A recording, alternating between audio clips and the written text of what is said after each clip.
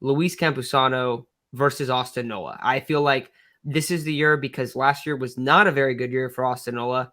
This is the year where it's like, all right, Luis Campusano, are you going to take over this job? Are you going to become a 30-40% catcher as a backup? Are you going to play that many games? Or are you just going to kind of fade out? And right now, if you look at Luis Campusano's numbers, they're not going to be too good. He's hitting like a $120 or something like that, $130. But spring training stats don't really mean too much. Chase, you were at the game. Was it yesterday or the day before? And he had a ball like 440 feet to dead center. So he absolutely killed the baseball. Yeah, it was ridiculous. So when you guys are looking at catcher, what do you guys want the Padres to start the season with? Let's say it's the first month or two. How should they go into the season in terms of breaking down the playing time? What do you think about Luis Campusano getting reps? What are you guys kind of feeling in that end? Want me to go first, or do you got your thought ready? I mean, I don't know. It's very tough with Luis Campusano because maybe he's not really. He is definitely in a competition with Austin Nola, but I feel like he's more in a competition with. It's gonna sound weird, but with himself, because it's not really a thing where he's gonna. I don't think he's gonna win the starting job. This is more of a thing where he's got to win playing time in general. And the thing with that is they're heavily relying on him, so he has to perform because we don't have another backup catcher on the roster. Last year it was Austin Nola and Jorge Alfaro. Year before it was Victor Caratini, and Austin Nola was out for most of the year. But yeah, Austin Nola in his time in San Diego has done nothing to separate himself from the pack to be able to say this guy's going to be not only our catcher for now, but our catcher for the future. I don't think he's. I mean, I think behind the plate last year he provided a good amount of value just because there was not a lot of stealing. He's damn, what's the word I'm looking for? He's familiar with the pitchers, and he has a lot going for him in terms of how the pitchers think of him. So of course he was going to get a lot of starts last year, and Jorge Alfaro wasn't that good behind the plate. He had a big fall off at the plate, or he had a big fall off in the second half of the season. So there was no competition for Austin Nola. But the thing with that is it's concerning that Luis Campusano hasn't put on good enough competition to at least be considered for the spot. That is very concerning. And it's funny because we've seen the power. The power is there. It's very good. He's hit the crap out of the ball on multiple instances, whether it be the major league level or yesterday or the minor league level, whatever it is. But he had one blunder already where he dropped a fly ball in foul territory. I believe he had another blunder not that long ago. It's growing pains. I completely understand that. And I really want to see Luis Campusano behind the plate. But to start the season, you kind of have no choice but to just roll Austin Nola out there for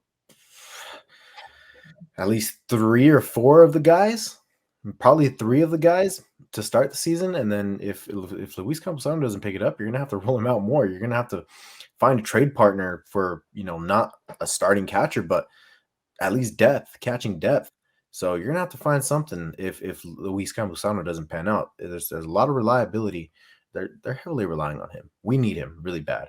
But to start the season, Austin Nola should get a bulk of the load, and Luis Campusano needs to prove that he can be at least a catcher that can, for this year, hold a 50-50 split. I agree. So I have an interesting proposal just because it's one of the first things that popped up is, okay, you want Campy to get reps and you don't want him to be sitting every day. What you can do is, this is if you don't want Kim to be an everyday starter right off the bat. What you can do is do kind of like a 3-2 split. 3 games for Nola, 2 games for Campy. And in those 3 games for when Nola is catching, you can arguably put Campusano at DH just so he gets hitter reps. And Matt Carpenter used to play first base, correct? I'm not crazy. And you could put Carpenter at first and then leave Cronenworth at second. So when you put Kim back in, you can just move Kim to second, Cronenworth to first, and then you have Carpenter to DH, then you have Campy on a rest day. Or he's actually behind the plate.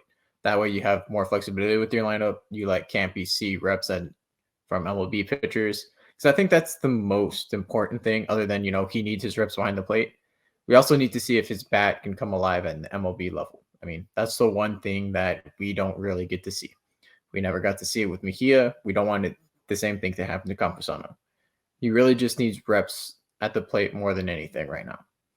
Because it's one thing if his defense lacks behind, you can always make up for that and you can always work on your defense to get better at an MLB level.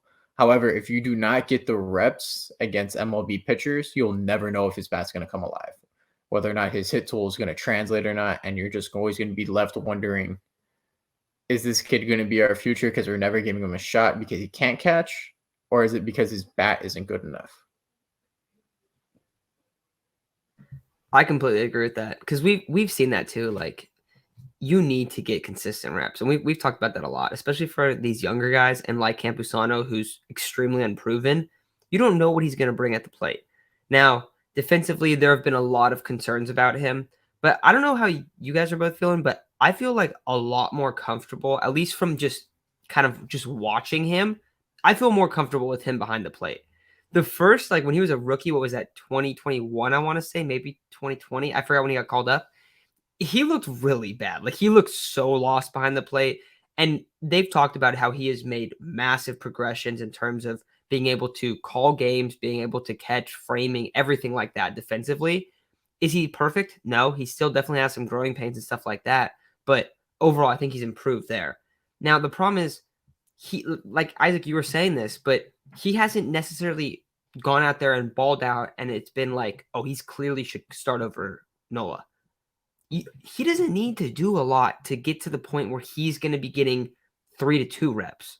Because, Chase, I think you're right. Like, I think right now, if they're going into the season, I think the Padres plan, and we'll get to what we think they should. You kind of showed what you were thinking, Chase, but Isaac and I can get to like what we're thinking in terms of the breakdown. But the Padres are going to go 3-2 or 4-1 in terms of every 5 games. They're not going to give Campy many reps because he hasn't earned them, because he has some weird blundery plays behind the plate and still does that stuff occasionally. And his bat isn't translating enough. And you look at his numbers in the minors. So last year, El Paso, he hit almost 300, almost an 850 OPS. He balled out, right? 2021, over a 900 OPS, almost hit, 300 again. In roughly 300 at-bats each of these years, he had 15 and 14 home runs. So he's hitting a ton of home runs. He's showing power. He's playing really well in AAA. But that doesn't really mean anything for him anymore. Like, if he doesn't come in and play really well this year, it doesn't matter that he played well in AAA. Like, he just has to earn his reps at this point. So it's interesting. I mean, we saw that home run, and everyone sees the home run, and you see the talent there. And it's exciting because that ball that he hit to dead center, he absolutely destroyed that baseball. And it was also a cool spot too. You're down late innings. I think it was either the 7th or the 8th inning, and you'd have a go-ahead home run late in the game. So it was really cool from that standpoint, but we need to see more of that. And I feel like if there's anything that can happen to the Padres, it's Luis Campusano turning into a solid player, into a solid bat. He's going to have crazy lineup protection. If he's playing, he's going to be hitting like 8th. Him as a hitter, to what he translates, now it's a lot different when you're super young in the league, but if he's been in the league hitting for a few years, what people kind of project him becoming is a much better hitter than an 8 hitter. So it can be a strength for the Padres. The catcher position can become a strength if you have him and Nola, and he's playing really well and he's hitting good. And I don't know. I'm not too excited about Nola, to be honest, just because of stealing bases this year might be a lot easier. And I feel like that's the big concern. But I don't know. I want to see Campusano turn out because he's been in the organization for quite a long time. He's one of the only prospects that's kind of hung over through a few of these periods. And the reason he has hung around isn't well, it's Jackson Merrill because he's so good. Oh, it's Fernando Tatis, he's so good. Oh, it's these top-end prospects. No, it's because it doesn't seem like people want him because he's like kind of a limited player in terms of there's so many question marks defensively. So I really hope it works out, but I don't know. I'm not super confident in him becoming the full-on starter. What are you going to say? Well, it was also because, the Padres like, well, if you take Luis Campusano, we're going to also give you Eric Hosmer. So does it outweigh each other? Yeah, so I don't know. What are you guys thinking in terms of Chase? You kind of broke down the 3-2 with sometimes can't be DHing. I think that makes sense. Isaac, what do you see it playing out like, and what do you want to see from the Padres? There's still a lot of time in spring training left, so I'm hoping that it gets to a point where they're going to be able to rely on Luis Campusano to do a 3-2 split with Austin Nola, and I think that's reasonable, especially because this is going to be. He got called up in 2021, didn't play at all in the big leagues in 2022, or maybe a few at bats. And I mean, this is supposed to be the year. I believe his ETA was supposed to be last year or the year before. So I understand catches might take a little longer, but I just don't feel like he's done enough to really separate himself. But I'm hopeful that he's going to come up, and we don't need him to do too much. Honestly, Austin Ola posts like a 6. Can somebody check his OPS, please? It was like 650, something like that, 660. It's not that hard. It's not hard to envision Luis Campusano putting up maybe a 720, 730 with decent defense. That's already a lot more value. That's 50, 60 more points in OPS. 70. And he held 670?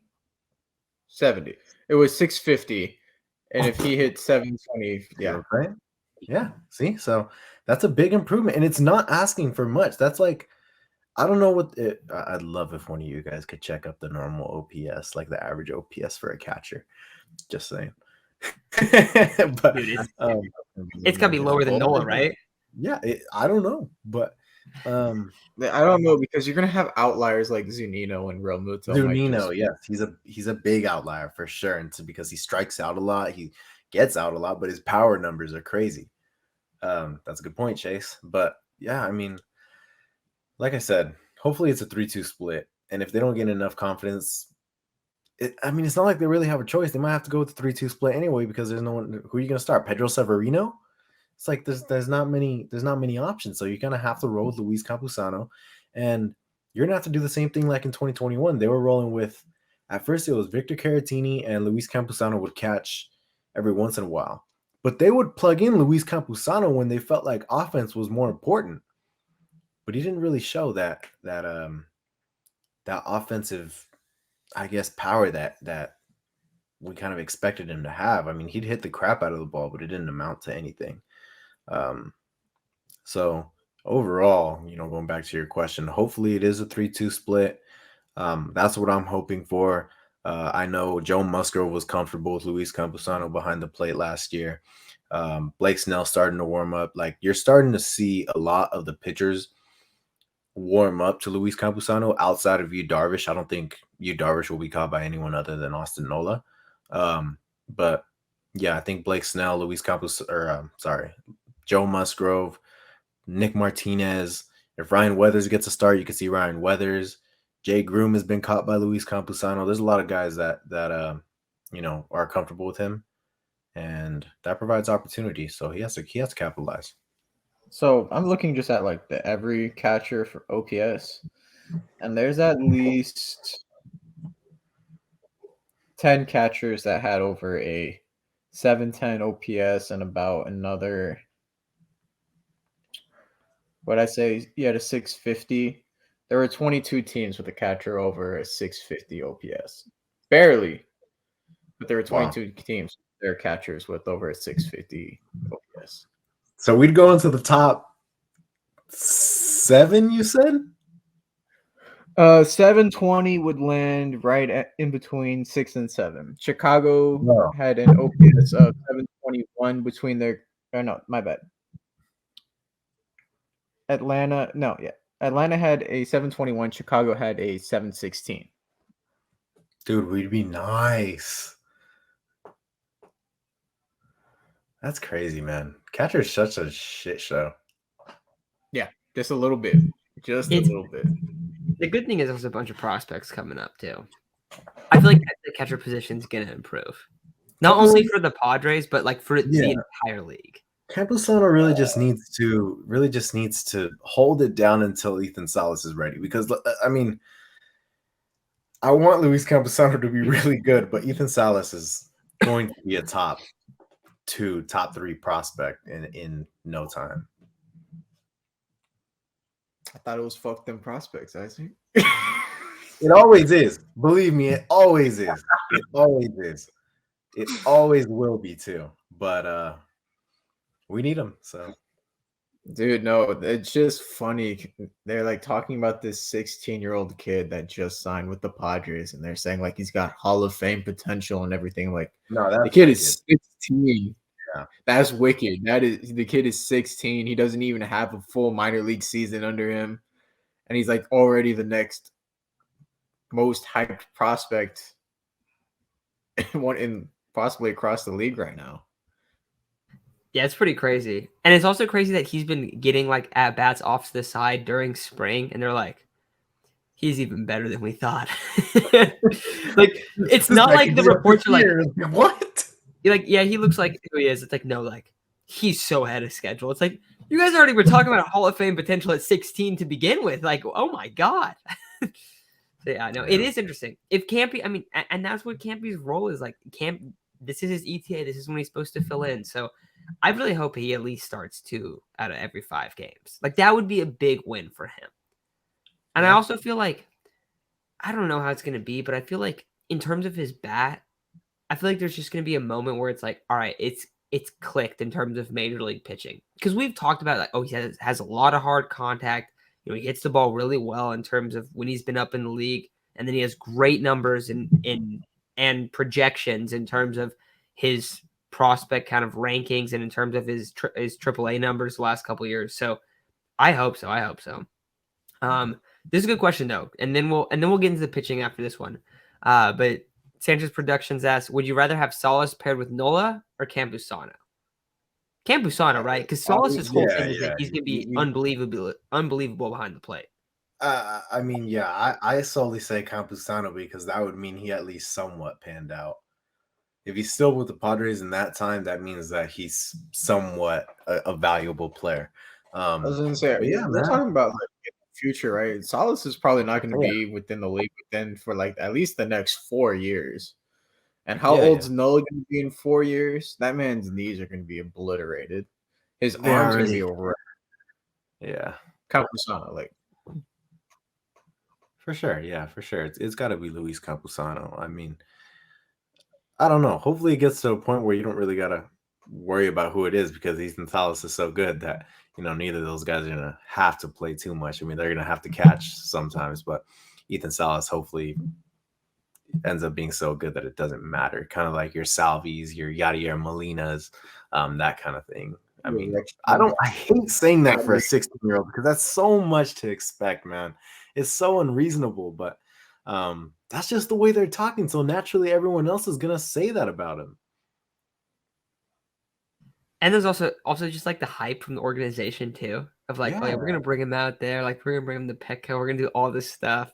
Yeah. Like they feel it too. It's not like it's just like all like media hype.